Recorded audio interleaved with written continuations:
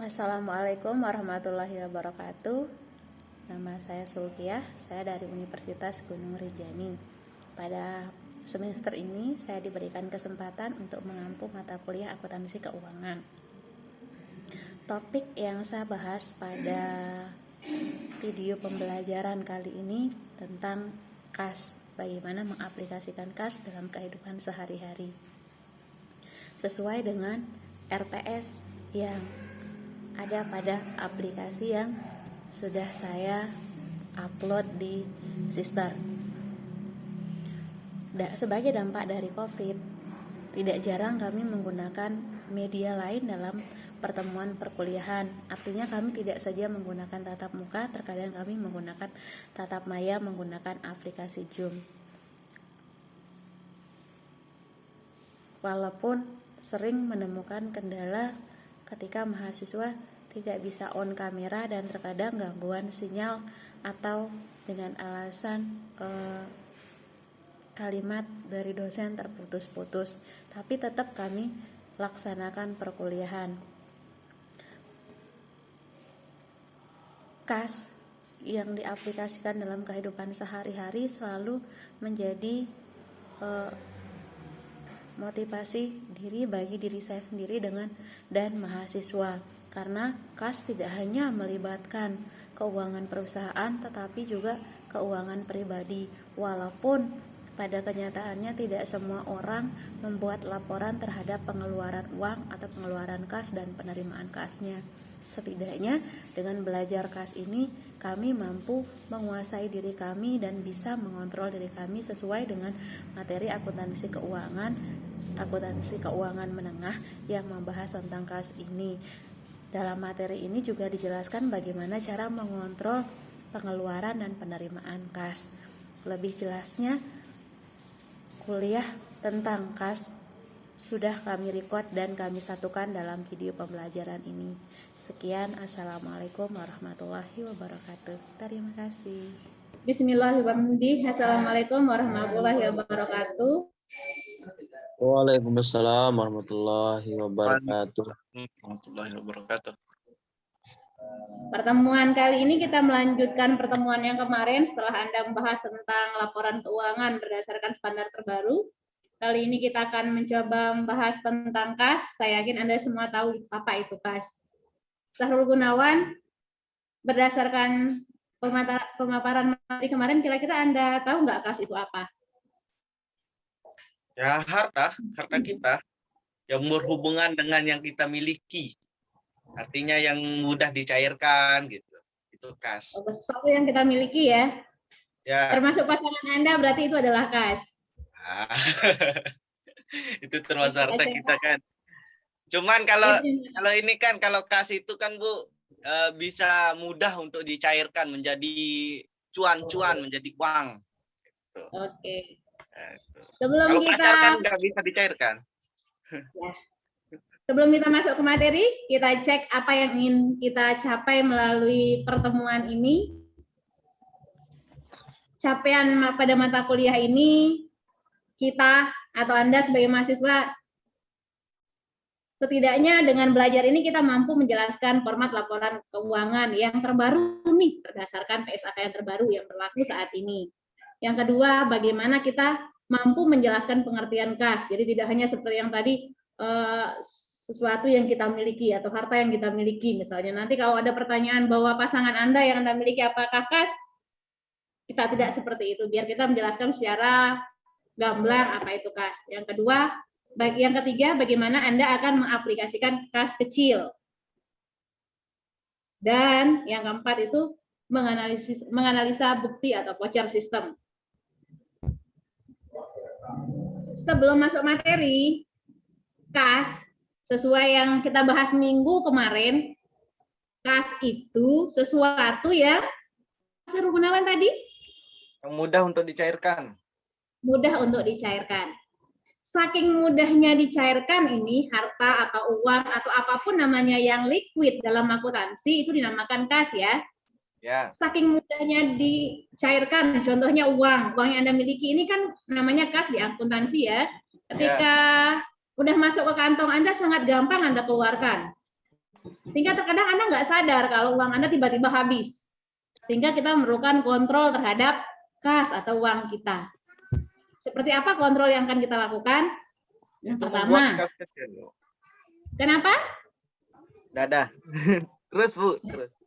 Kontrol Oke. pencegahan. Kalau kita berbicara pribadi kita, cara kita ngontrol berbeda-beda. Kalau Anda mau menggunakan aplikasi, banyak sekali di Play Store tentang bagaimana Anda melakukan pengontrolan atau pengelolaan terhadap kas, baik kas keluar maupun kas masuk Anda. Tapi kalau sekiranya duit atau kas kita ya seadanya, saya rasa nggak perlu melakukan kontrol terhadap kas. Tapi kalau memang untuk lebih efisien, supaya lebih gampang, Anda tidak memikirkan uangnya kemana, jatuh kemana, bisa Anda melakukan kontrol. Pada pertemuan ini, kita tidak membahas tentang kontrol terhadap kas kita pribadi, tetapi berbicara tentang kontrol terhadap kas yang pada perusahaan besar. Silahkan, berhubung Pak Tony angkat tangan. Ada yang ingin ditanyakan Pak Tony? Sebelumnya silahkan on kamera. Salah tekan, Bu. Oh, salah tekan. Oke. Nyoba emot mungkin itu. Kalau Gimana ada yang itu? Anda tidak pahami, Anda bisa langsung angkat tangan atau langsung bertanya, tidak masalah, kita bahas sama-sama. Yang pertama, kontrol terhadap kas perusahaan adalah tujuan kontrol itu yang pertama adalah pencegahan, yang kedua deteksi. Pencegahan itu maksudnya apa? Kalau di individu nih, pencegahannya supaya Anda nggak boros lah, katakan. Kalau di perusahaan dagang, gimana caranya melakukan pencegahan terhadap pencurian atau penyalahgunaan, karena yang namanya kas sangat rentan sekali, apalagi di akuntansi, di kita di teller atau di accountingnya, Rp1 pun itu bisa menjadi penyalahgunaan. Yang kedua, selain untuk pencegahan, ada untuk kontrol deteksi.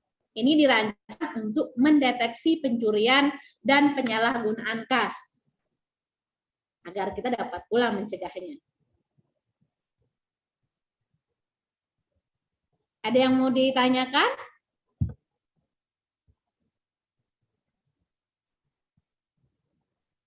Belum ada, Bu. Datul Jana, Ya, Bu. sampai di sini ada yang mau ditanyakan? Insya Allah. Gini, Bu. Ini, Bu. Kenapa? Terkait dengan kontrol deteksi ini, Bu. Yang penyalahgunaan kas yang dideteksi itu melalui apa, Bu? Kan kalau kita mendeteksi itu pasti ada media untuk pendeteksiannya. Misalkan mungkin ada barang yang dideteksi supaya agar gimana ya? Agar tahulah gimana apakah dia itu memang salah penggunaan untuk kas tersebut, itu dideteksi dari mana, Bu? Oke, terima kasih Sahrul Gunawan. Mungkin maksudnya Sahrul Gunawan, apakah pendeteksian ini menggunakan alat atau tidak? Ya. Nah, gitu maksud saya, Bu. Seperti deteksi tsunami, bukan ya? Nah. Untuk pendeteksian terhadap kecurangan atau risiko pencurian dalam kas itu, Anda bisa melakukan kontrol dengan salah satunya adalah membuat kas kecil. Karena di sana kita akan tahu kemana saja uangnya, berapa rupiah, kenapa ada selisih, dan kenapa ada yang lainnya. Jadi kita buat sendiri, bukan menggunakan alat ya.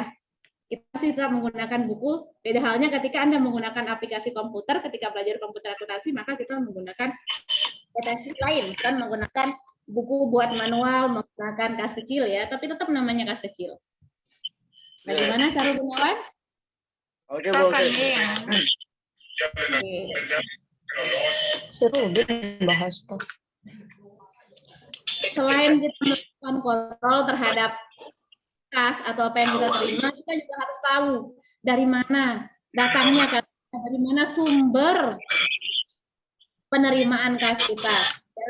Di materi ini kita membahas tentang bisnis retail. Jadi sumbernya berdasarkan, Anda bisa lihat slide, Anda bisa pelajari yang saya sudah share juga, berawal dari mana.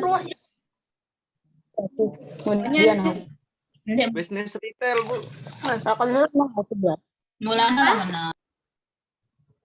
Siapa ini yang berbicara? Tolong kalau sudah Yang bisnis retail itu maksudnya bisnis dagang gitu. Ya, bisa industri, bisa manufaktur. Oh, berarti enggak. Kalau dia seperti yang Anda pelajari di akuntansi biaya, ada departemen-departemen masing-masing. Oh, ya, Bu. Paham? Paham. Kalau di penerimaan kas nih, kita berawal dari kasir. Kalau di toko misalnya, di mall atau di mana yang Anda sering melakukan perbelanjaan, dari kasir. Misalnya dari tiket deposit dulu nih, Anda punya deposit, kemudian ke departemen, dan dari sana, dari kasir ini Anda mendapatkan penerimaan kas. Kalau dari bank misalnya Anda bisa menerima penerimaan surat, baik berupa cek atau obligasi atau bukti yang lain, bukti pelunasan yang lain. Dari departemen kasir ini akan masuk ke departemen akuntansi setelah melalui proses register. Jadi ujungnya di departemen akuntansi yang melakukan pencatatan dan pembukuan, bukan teller atau bukan kasir, melainkan departemen akuntansi. Jadi yang membuat deteksi atau kontrol itu adalah departemen akuntansi. Dia membuat kas kecil, bisa saja bendahara atau apakah namanya, tergantung instansi yang kita tempati. Kita coba masuk ke contoh kasus ya mengenai pengontrolan terhadap kas.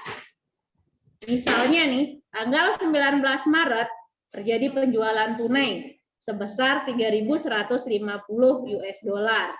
Pada pita mesin cash register ternyata yang diterima 3.142 dolar. Berarti ada selisih. Seperti tadi, keinginan di awal tuh kita melakukan kontrol, katanya ingin deteksi nih. Sekarang ketika dia ada, kita melakukan penjualan 3.150 US dollar. Kok yang kita terima 3.142? Ada selisih 8 dolar. Kita akan menelusuri kemana dia dan apa yang terjadi dengan 8 dolar. Kan kita tidak mungkin langsung menjas kontingnya atau departemen akuntansi bahwa ada pencurian sebesar 8 dolar. Nisa, tolong kameranya on dan coba Anda jawab. Silahkan Nisa.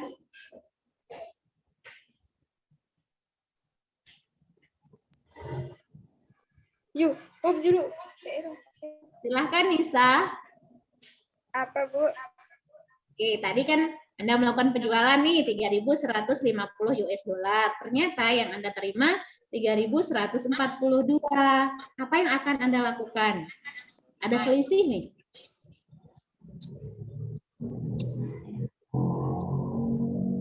Gimana? Ini dalam kasus mengontrol. Oh ya. Gimana? Ditaruh di kas kecil tuh. Ditaruh di kas kecil. Berarti tinggal kita pindah ke sebelah ya.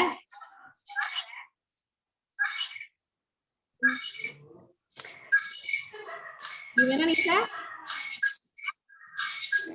Mantul suara kita, Bu, deketan kita sama Padi. Mas, saya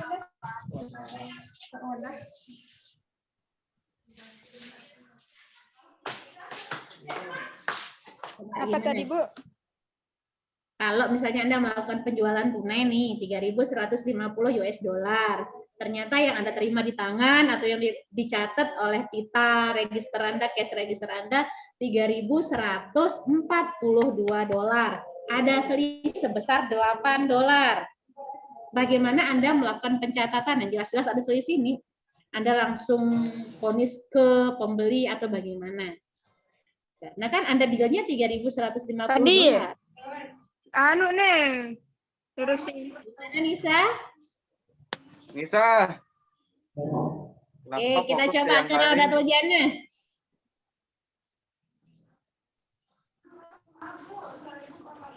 Roda tujuannya. Ini ada chatnya. Putus-putus suara Ibu. Putus-putus suaranya makanya. Oke, Pak Tony. Hadir, Bu. On kamera Silahkan. seharusnya, Bu. Kenapa? Aduh. dengan suara saya? Barat dengan yoga aku bujang. Hadir Bu, hadir. On kamera Pak Tony. Mana? Oh iya. Di depan kameranya ini Pak Tony. Zulpia Tahu, Bu. juga. Zulpia. Ya sudah Bu, sudah. Silakan Pak Tony. Kan seperti kata Ibu tadi kan, total soalnya kan total penjualan 19 Maret sebesar $3.150. Pada pita mesin ternyata kas yang diterima hanya 3.142 pesanan. Nah, yang jadi pertanyaannya itu kan yang $8 itu kan kemana? Itu selisihnya itu kan $8. Kan Ya. seperti yang dijelaskan oleh Ibu kemarin di pertemuan kemarin itu kan ada namanya itu catatan kecil yang ditaruh kepada kas kecil. Kira-kira seperti itu zaman saya Bu, kurang lebihnya. Oke, kita coba ke Zulpia. Zulpia.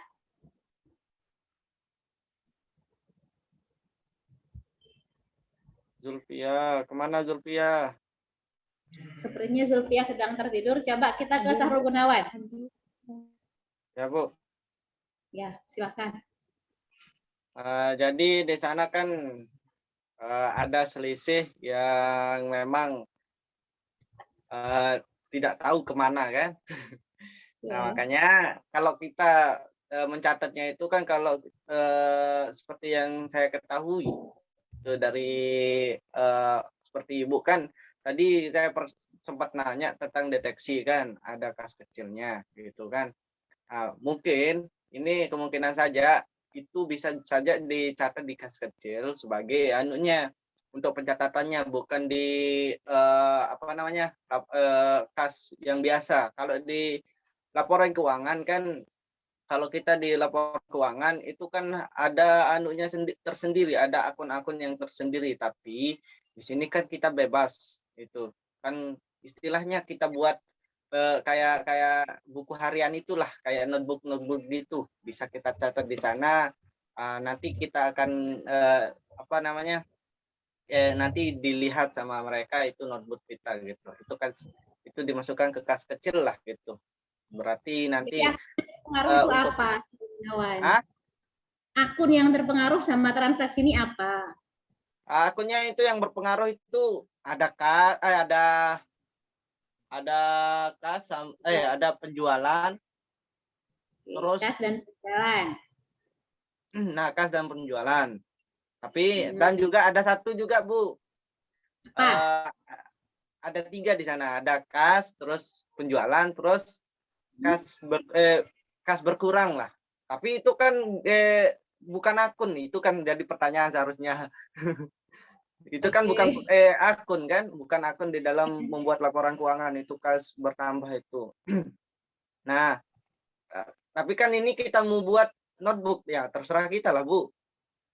Kita notebook kita sendiri kan, catatan kita tersendiri, berarti kita bebas lah.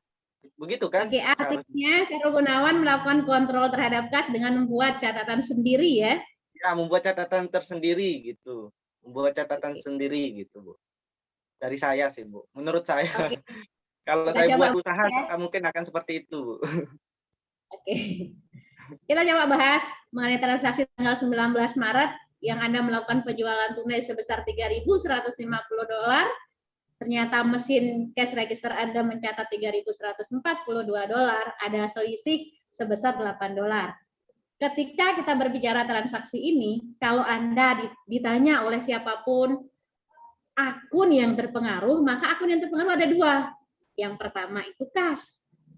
Ketika Anda melakukan penjualan, kas Anda nambah, posisinya di mana? Di debit. Ingat, ketika ditanya yang terpengaruh, kita selalu mendahulukan yang tersebut debit dulu baru kredit. Jadi kas terhadap debit. Kas terhadap penjualan. Posisi kas itu di debit dan posisi penjualan di kredit. Hanya saja karena Anda melakukan kontrol terhadap kas, maka Anda tidak menulis atau tidak mencatat akun yang terpengaruh. Anda cukup membuat kas. Kas yang Anda tulis sesuai dengan yang ada di pita register. Kalau kas yang Anda terima ternyata $3.142, maka Anda catatnya sesuai dengan kenyataan. Karena sesuai dengan standar akuntansi keuangan yang terbaru, kita menggunakan yang aktual atau yang nyata, yang berapapun Anda terima itu yang Anda catat. Oke. Berarti gini, Bu.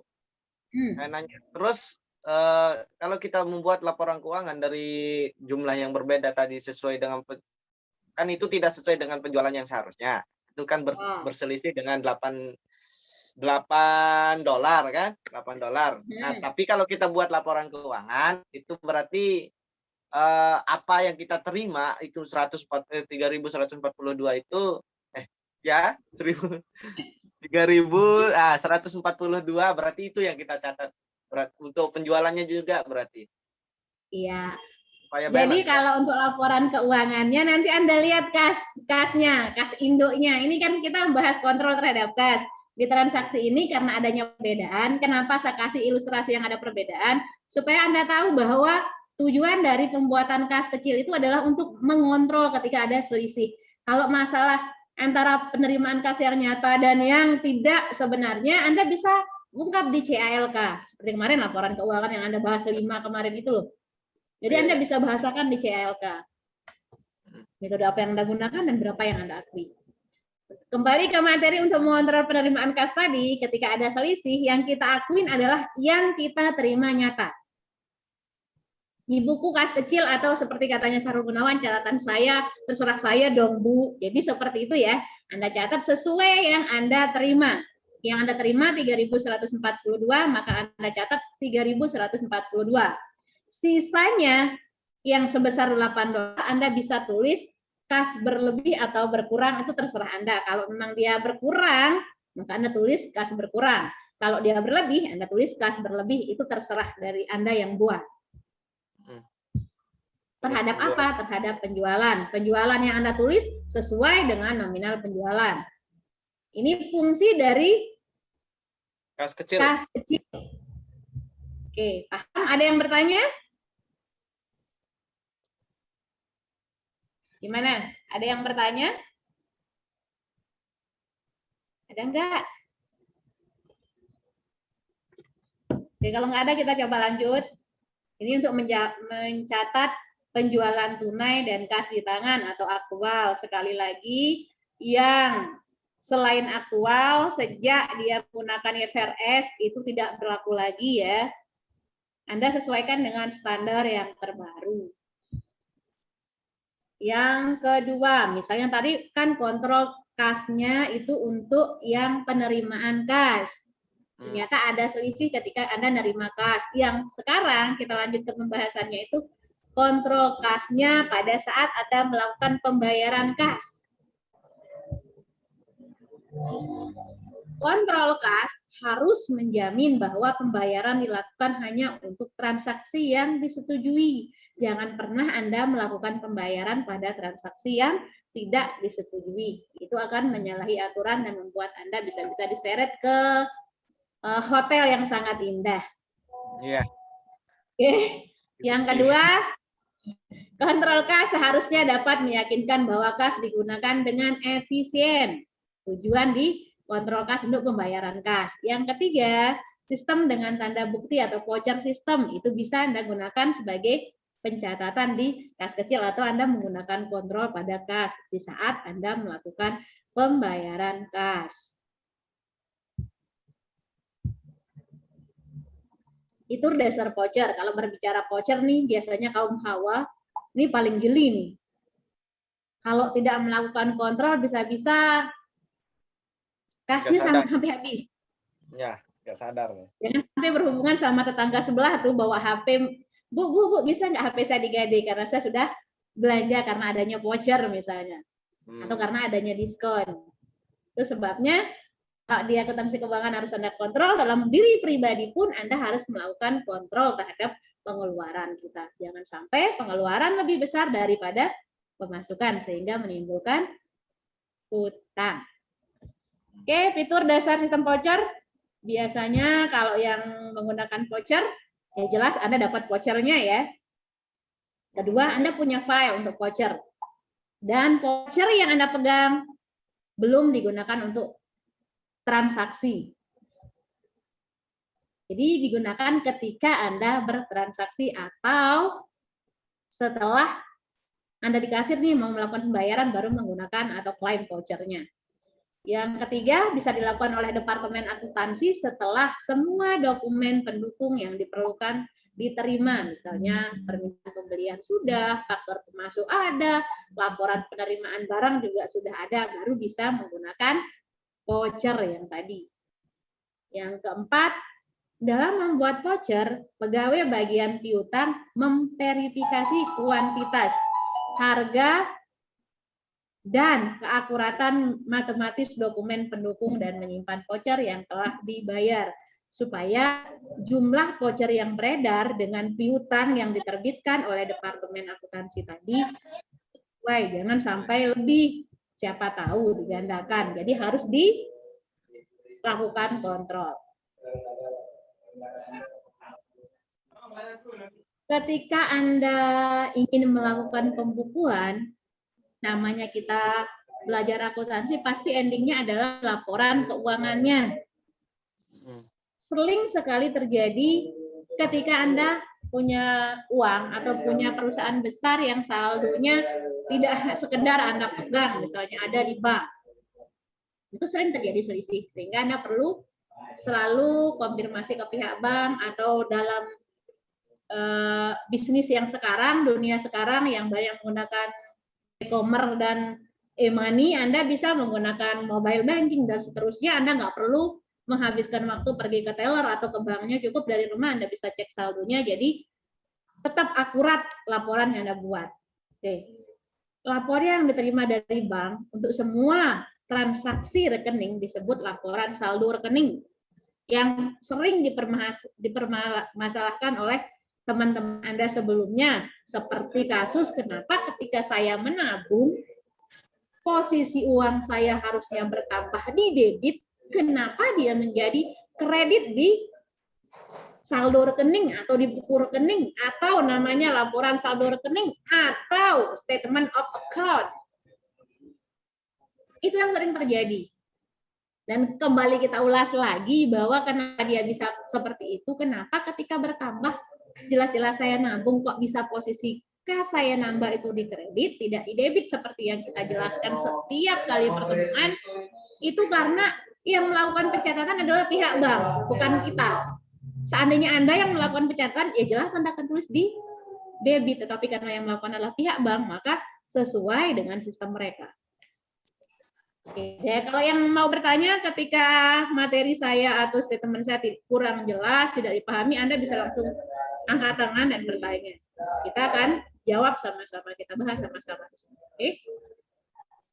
Jadi ketika Anda ragu, Anda takut salah, atau Anda tidak yakinlah dengan diri Anda sendiri, dengan uang Anda, saldo rekening Anda bisa melakukan rekonsiliasi bank.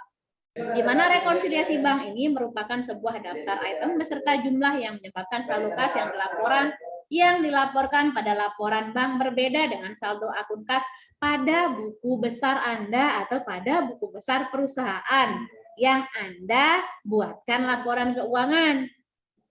Supaya tidak terjadi perbedaan, Anda harus selalu menggunakan Anda cross check lagi lah, atau disebut dengan rekonsiliasi bank. Supaya kenapa? Cek ulang maksudnya rekonsiliasi. Supaya saldo kas Anda yang di buku besar, di laci, dan di bank sama. Ketika kita buat laporan keuangan, ketika kita diaudit, jadi jelas, oh nominalnya sekian, saldo di bank sekian. Jadi tidak ada masalah lagi ketika Anda sudah melakukan rekonsiliasi. Pertanyaan yang sering muncul juga ketika Anda melakukan pencatatan terhadap kas adalah, mengapa catatan perusahaan berbeda dengan laporan bank? Harusnya kan uang Anda di bank dengan di perusahaan atau di rumah Anda atau di laci Anda itu sama. Kenapa laporan keuangan perusahaan Anda bisa berbeda dengan laporan perusahaan bank? Itu disebabkan karena beberapa masalah, bukan masalah sebenarnya. Bisa karena satu, ceknya masih beredar, artinya belum ditukarkan ke bank, tapi di accounting atau di bendaharanya sudah dikeluarkan cek. Hanya saja penerima ceknya belum menukarkan cek ke pihak bank. Jadi ceknya masih berjalan, walaupun dia tidak punya kaki, dia masih berjalan atau beredar. Ya. Yang kedua, simpanan dalam perjalanan, intinya dia belum ke bank. Yang ketiga itu dia sudah ke bank, hanya nominalnya berbeda karena biaya pelayanan bank, dia dikenakan biaya. Kemudian yang ketiga itu karena perbedaan penerimaan oleh bank. Bisa saja cek Anda yang menerbitkan adalah BRI, tapi Anda menukarkannya ke bank lain, misalnya ke BNI atau yang lainnya, sehingga penerimaan oleh bank berbeda dengan yang Anda keluarkan. Yang selanjutnya adalah cek kosong atau tidak cukup dananya. Anda buat cek banyak-banyak nih, mentang-mentang pegang cek seenaknya tulis, tahunya saldonya nggak segitu, sehingga ceknya kosong atau nggak bisa ditukarkan. Yang terakhir itu karena kesalahan. Kesalahan bisa saja terjadi kepada siapapun dalam bentuk apapun ya. Jadi jangan pernah kita menilai orang lain, oh dia begini, dia begitu, uangnya begini, uangnya begitu. Nggak usah.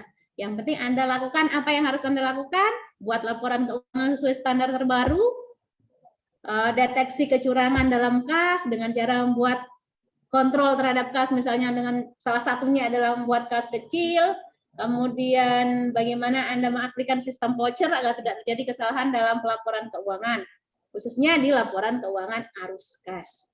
Kalau berbicara penerimaan dan pengeluaran kas, pasti laporannya namanya laporan arus kas. Walaupun kenyataannya kas ada di semua laporan keuangan.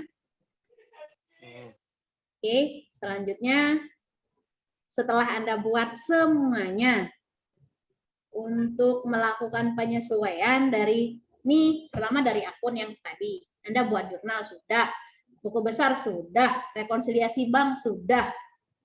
Selanjutnya Anda buat penyesuaian.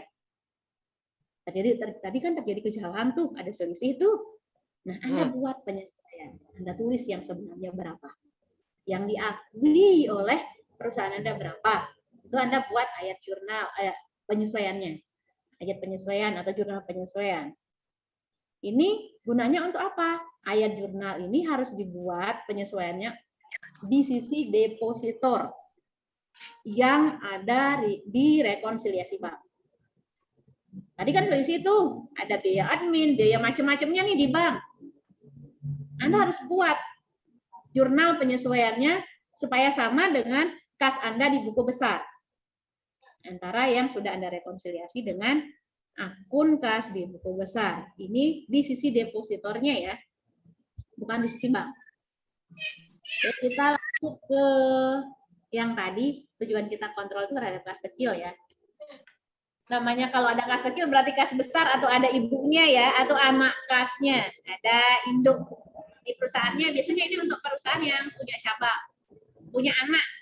Jadi dia perlu melakukan kontrol terhadap anak-anaknya, bisa dilihat dari kas kecilnya. Kalau kita pribadi manusia bisa kontrol terhadap diri kita pribadi, nggak perlu Anda buat kas kecil, intinya tetap mengontrol diri dalam pengeluaran kas atau pengeluaran uang. Kalau di perusahaan retail ini, dia membuat kontrolnya menggunakan kas kecil untuk meminimalisir kesalahan pencatatan kasnya. Kita coba ilustrasi transaksi untuk penggunaan kas kecil ya. Misalnya pada tanggal 1 Agustus, Anda atau PTA atau PTB terserah Anda mengeluarkan cek, ada nomor cek, setiap cek pasti ada nomornya, sebesar $100 untuk pembuatan dana kas kecil. Nisa, kira-kira kalau kita mengeluarkan cek nih sebesar $100 untuk pembuatan dana kas kecil, kira-kira akun apa yang terpengaruh, Nisa? Nisa, akun yang terpengaruh? Iya, Bu. Akun yang terpengaruh kira-kira akun apa ya? Iya, Bu. Nah,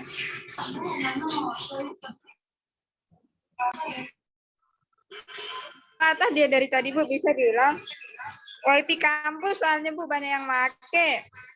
Oh, nggak apa-apa. Misalnya nih, tanggal 1 Agustus Nisa mengeluarkan cek sebesar $100 untuk pembuatan dana kas kecil. Kira-kira akun apa yang terpengaruh ketika Anda mengeluarkan kas untuk pembuatan dana kas kecil? Akun apakah yang terpengaruh? Kas berkurang, Mhm. kas dan kas kecil. Kas kecil, kasnya kenapa? Kas kecilnya kenapa? Kan kita mengeluarkan uang untuk membuat kas kecil, jadinya kas kecilnya iya. Oke, coba ke Pak Tony. Anunya. Benar, Bu. Ya, kalau Anda keluarkan uang nih, keluarkan cek sebesar $100, Anda gunakan untuk pembuatan dana kas kecil. Kira-kira akun apa yang terpengaruh? Akun kas yang berpengaruh. Ya, kasnya kenapa? Dia berkurang. Tetaplah dia, Bu, akun kasnya. Kenapa, Pak Tony? Akun kasnya tetap cuma pindah tempat aja. Akun kasnya tetap cuman pindah Kasnya saja. tetap Jadi, cuma pindah Oke, tempat kalau- saja. kalau akun kasnya tetap, lalu bagaimana kita melakukan pencatatannya? Pencatatannya Ya, tinggal ditulis aja. Gitu. Kan tinggal ditulis. pindah gitu akun Simpel. kas dipindah gitu. Enggak sih, Bu. Kan ditulis kas kecilnya berapa, kasnya itu kan tetap kan ini mengeluarkan cek. Cuma ceknya saja Ya. kan tidak digunakan. Oh iya. Berarti kasnya tetap, ini menggunakan cek tidak digunakan. Akun yang kita tulis, akun kas saja, kas berpindah gitu ya. Kas kecil ditulis. Kas kecil Oh, kas sama kecil kita tulis. Kas besarnya nggak ada. enggak ada kan ini kita kan pembuatan dana kas kecil. Oke. Kita Kan kita coba bahas- bahas. Atau Sarul kita Gunawan bahas. mau berargumen? Kas kecil ini, Bu. Nanti dah, Bu. Ngerti? Nanti. Ngerti ya. 1 Agustus, misalnya perusahaan A mengeluarkan cek nomornya sekian, nominalnya $100 untuk pembuatan dana kas kecil. Pada dasarnya, kasnya tidak kemana-mana, hanya berpindah posisi. Tapi karena Anda seorang accounting, Anda harus melakukan pencatatan. Berpindahnya itu ada maknanya. Dia kemana? Kas kecil. Yang bertambah apa? Kas kecilnya yang bertambah. Dari tidak ada tadi menjadi $100. Kalau dia bertambah, maka posisinya di debit. Dia dulu yang Anda sebut, atau dia dahulu yang Anda tulis. Posisi harta yang bertambah. Akunnya apa? Kas. Kas apa? Kas kecil. Karena tadi kan saldonya 0 tuh kas kecilnya Anda buat dengan cek tadi, maka kas kecil. Pada apa? Pada Debit. kas. Pada kas. Kenapa? Kas Anda keluar. Kalau kas keluar, berkurang. Posisinya di mana? Di kredit. Akun yang terpengaruh apa? Kas kecil pada kas. Walaupun kenyataannya kas Anda tidak kemana-mana, hanya berpindah tempat dari yang besar atau dari yang induk ke kas kecil. Tapi tetap Anda buat pencatatannya. Jadi kas kecil pada kas. Ada yang belum paham, silakan Anda bertanya. Silakan deh. Silakan Duluan, Sarul Kak. Gunawan. Kan Pak Tony mau. Pak Tony mau bertanya. Silakan. Harul duluan. Jadi kan, Bu, Mhm. seperti yang saya sampai situ pengetahuan saya kan di laporan keuangan itu kan enggak ada akun kas kecil kalau enggak salah. Emang ada, Bu. Makanya Bu bertanya ini ada atau enggak ini, Bu. Kan enggak pernah temui soalnya di semester lalu. Enggak ada bilang Nama kas kecil. akun di laporan keuangan, akun kas kecil. Nah, Itu yang ditanyakan Sarul Gunawan. ya. Ada nggak laporan akun kas kecil di laporan keuangan itu? Kalau pertanyaan Sarul Gunawan, Bu, ada nggak akun kas kecil pada laporan keuangan? Tidak ada. Adanya hanya kas. Tujuan pembuatan kas kecil ini hanya untuk mengontrol pengeluaran dan penerimaan kas. Adanya hanya di catatan kecil Anda atau di buku besar Anda. Ketika Anda output keluarkan atau Anda ekspor keluar, maka dia menjadi kas saja. Tidak ada kas ibu, kas anak, kas kecil, kas besar, tidak. Adanya hanya kas. Jadi kalau pertanyaannya ada pembuatan laporan keuangannya ini nanti Bu, kan ini termasuk juga pengeluaran itu. Misalkan aku penting untuk membuatnya. Ya, karena aku akan membuatnya. Endingnya pasti ada saldo kasnya nanti. Oh gitu. Dari tanggal 1 sampai tanggal 30 misalnya. Ada saldo kas. Nah, saldo kas itulah yang Anda masukkan ke laporan keuangan, entah posisinya di kredit atau di debit. Kan tergantung dari proses penerimaan atau pengeluaran Anda. Nanti di awal itu ketemu dia saldo kasnya berapa. Tidak mungkin yang Anda keluarkan adalah kas kecil, itu tidak mungkin. Pasti saldo kas yang akan Anda pindahkan ke laporan keuangan. Jadi kalau Anda cek akun kas kecil di laporan keuangan tidak akan pernah ada. Siap, Bu. Siap. Berarti nanti gini lah, berarti kalau anunya itu apa namanya di kas kita lihat saldo kas kecil itu totalnya berapa, terus itu yang kita masukkan. Iya, saldo kas di yang terakhir. Oh iya, siap Bu, siap. Satu periode pencatatan. Misalnya kalau Anda pakai 1 bulan, berarti di setiap tanggal 30-nya atau di akhir bulannya Anda bisa cek saldo kasnya, Anda masukkan ke laporan keuangan Anda kalau Anda melakukan laporan keuangan per bulan. Kalau per 3 bulan berarti per 3 bulan, tergantung dari per bulan yang Anda tempatin. Oke, Bu. Nah, sudah Sarul Gunawan? Sudah. Tadi kayaknya Pak Tony mau bertanya. Silahkan Pak Tony. Der. Ya, tadi kayaknya bertanya ya. Gini bukan. Di dalam pencatatannya ini saya masih bingung, Bu. Perihal pencatatan masih bingung. Iya. Apa yang dibingungkan? Kan ini yang dituliskan kas, terus kan yang akunnya kan kas kecil, kas, terus yang itu membuat dana kas kecil itu maksudnya itu apa itu, Bu?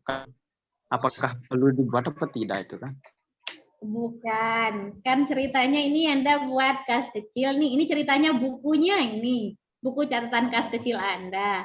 Di bawah akun yang berpengaruh itu Anda buat keterangan.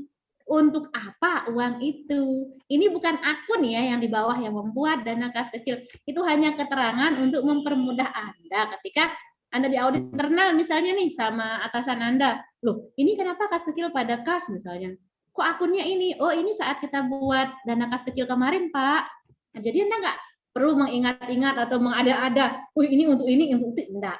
Karena sudah ada di catatan Anda. Ada keterangannya. Ini bukan akunnya ya, Pak Tony. Yang membuat dana kas kecil itu adalah keterangan untuk mempermudah Anda dalam mempertanggungjawabkan apa yang kita tulis. Bagaimana, Pak Tony? Bisa dimengerti.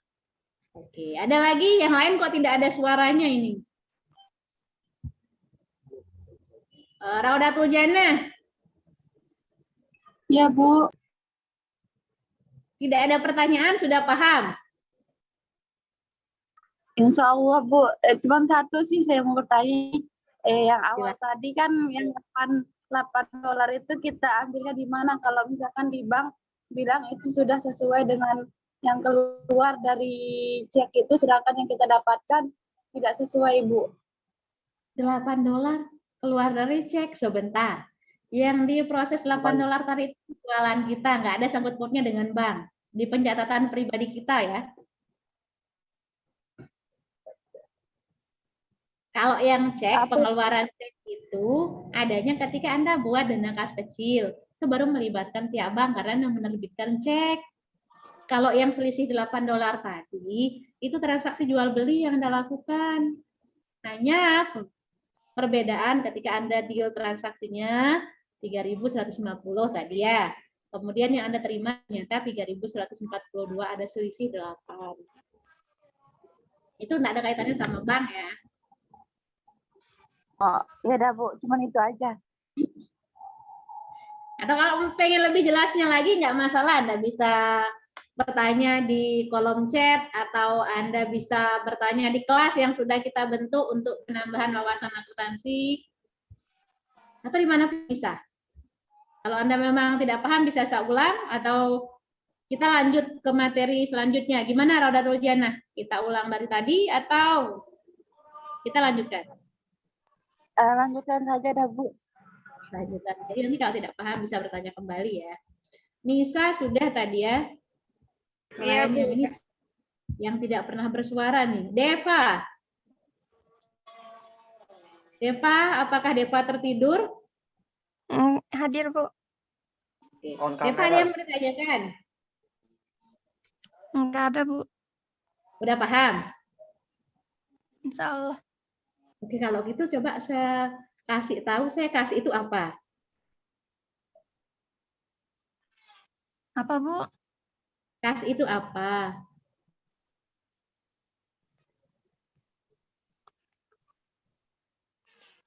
Deva, Kas itu uang yang kita punya. oh, kas itu uang yang kita punya. Oke, kayaknya ini ada yang baru masuk ya. Coba Miss Pudin. Miss Pudin. Apa Miss Pudin? Ini ada Miss Pu namanya kalau nggak salah nih. Semester Silakan, 8 itu. Ya, semester 8 ya. Ngambil di mata kuliah kita ya.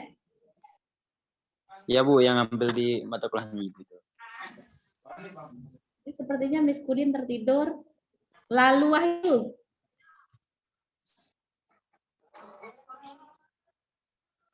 Lalu Bu. Wahyu. Ya, Gimanakah suaranya? Wahyu, dari presentasi yang awal sampai pembuatan dana kas kecil ini ada yang belum dipahami? Nggak ada sih, Bu. Hah? Nggak ada. Nggak ada, berarti udah paham ya? Insya Allah. Oke, kalau gitu coba saya tanya, dana kas kecil ini gunanya untuk apa? Itu catatan tambahan jika kita itu, Bu, apa namanya? Ya, lupa, Bu. Oke, itu digunakan untuk mengontrol kas ya. Ya. Oke, jadi kan ada yang bertanya, kita coba lagi ke transaksi. Ketika Anda kas kecil itu sudah digunakan. Tadi ketika pembuatan, sekarang kita coba ke ketika dia digunakan. Misalnya pada akhir, tadi kan awal Agustus ya, tanggal 1, Anda buat dana kas kecil tadi, yang diambil dari kas. Nah, ternyata pada akhir Agustus, kas kecil yang telah digunakan untuk pengeluaran. 1, pengeluaran kantor $28. Materai atau perlengkapan kantornya ada $22, perlengkapan tuku 35, dan biaya administrasi lain-lainnya ada $3 nih. Berarti udah direkap nih pengeluaran selama 1 bulan dari awal Agustus sampai akhir Agustus. Dana kas kecil digunakan untuk yang tertera pada soal misalnya. Kira-kira apa yang akan kita tulis di kas kecil? Seperti katanya Sahrul Gunawan di awal tadi, kita bebas Bu nulis apa saja, yang penting kita paham. Karena kita tidak berpatokan sama akun saja. Mana? Ada yang bisa ngasih gambaran atau jawaban, kira-kira kita tulis apa nih ketika dana kas kecil kita sudah kita gunakan untuk item-item tertentu misalnya. Pertama kita tulis apa? Di Perlengkapan dulu. Perlengkapan sebesar Perlengkapan sebesar $28. Kenapa perlengkapan yang dahulu kita tulis? Benar ke perlengkapan. itu posisinya di debit. Perlengkapan kantor kan otomatis ini dari nggak ada menjadi ada ya. Kan dana kas kecilnya baru buat, berarti baru dibeli nih perlengkapan kantornya. Iya, baru dibeli. Jadi Anda tulis tadi di pertama disebut karena posisinya debit ya. Ya. Bisa, bisa. Oke. Terus perlengkapan toko. Perlengkapan kantor.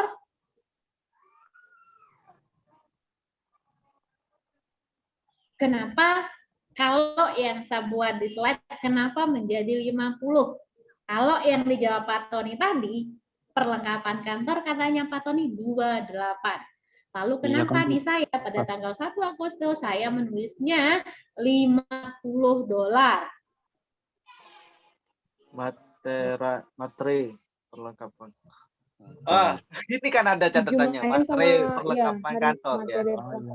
Itu ada catat. Jadi perlengkapan kantor di awal yang 28 bisa dijadikan satu dengan materi karena materi itu dijadikan sebagai Ya. perlengkapan kantor dengan materi itu digabung menjadi satu, ketemu angka $50. Paham Pak Tony? Paham. Oke, perlengkapan kantornya nambah karena dari tidak ada menjadi ada. Anda beli. Yang kedua itu perlengkapan toko. Kasusnya sama, posisinya debit juga. Karena dari seperti yang tadi dari ada menjadi dari ada menjadi tidak ada. Dari tidak ada menjadi ada, kan Anda beli. $35 itu kan. Perlengkapan toko. Nah, sesuai soal yang ketiga itu ada beban admin ya atau administratif atau biaya lainnya itu sebesar $3. Nah, terus Udah nggak ada masalah ya. Terus pada kas. Apa kira-kira? Kas. Oh, Kasnya kas yang berkurang. Oke. Berarti Anda sudah paham ya? Ya. Kasnya sebesar, tinggal kita jumlahkan total semuanya. Jumlahannya $88. Benar ke? Benar $88 kan? Ya. Ya benar, $88. Ya, ada yang mau ditanyakan? Kalau pengisian cemberan kas kecil itu kan keterangannya. Nah, jelas Ya, sekarang. ya udah. Dan kas kecilnya tinggal sedikit, tinggal diisi lagi gitu. Keterangan Anda buatkan lagi. Ya. Oke. Saya rasa materi untuk kas kecil kita cukup sampai di sini, materi kasnya sampai di sini. Pertemuan selanjutnya sesuai dengan RPS yang sudah saya bagikan. Jika Anda belum paham, Anda bisa bertanya atau kita beri kesimpulan dulu terhadap materi kita hari ini. Kesimpulannya, kontrol internal terhadap kas itu bisa dilakukan dengan dua cara atau dengan dua kegunaan, dua fungsi. Yang pertama kontrol pencegahan, yang kedua kontrol deteksi. Caranya dengan pembuatan kas kecil tadi ya. Kemudian yang kedua kita bahas tadi kontrol internalnya terhadap penerimaan kas. Yang pertama tadi kontrol terhadap kas, kedua kontrol internal terhadap penerimaan kas. Dari mana saja sumbernya? Dari penjualan tunai dan dari surat. Ya, voucher juga. Itu bisa berupa cek atau surat utang atau surat lainnya. Yang ketiga kontrol internal terhadap pembayaran kas yang sering terjadi selisih seperti ilustrasi contoh tadi. Yang keempat penggunaan voucher beserta fitur-fiturnya. Yang kelima, penggunaan kas kecil atau petty cash untuk transaksi-transaksi kecil. Itu saja materinya. Silahkan kalau Anda mau bertanya, saya kasih waktu seluas-luasnya. Silahkan. Ada yang mau bertanya? Atau sudah cukup? Kalau dari saya, Bu, nggak ada. Sudah saya keluarkan tadi. Berjalan. Saya nggak bertemu juga. Lalu Wahyu Ilyas. Silakan siapa yang mau bertanya? Silakan yang mau bertanya. Sebelum kita akhiri, jadi jangan kita pulang membawa beban. Silakan Anda boleh bertanya apapun seputar mata kuliah kita yang Anda belum pahami. Yang jelas output kita ke laporan keuangan. Jangan sampai belajar ini menjadi beban buat Anda nantinya. Oke, nggak ada pertanyaan? Nggak ada mungkin. Oke, kalau nggak ada, silakan Anda bisa isi absen. Gimana? Kita akhiri pertemuan kita yang merasa tidak jelas bisa menghubungi saya langsung atau kita ketemu di kelas yang kita bentuk untuk pembahasan ulang materi akuntansi yang belum menguasai akuntansi dasar. Sekian, mohon maaf bila ada kesalahan. Assalamualaikum warahmatullahi wabarakatuh. Waalaikumsalam.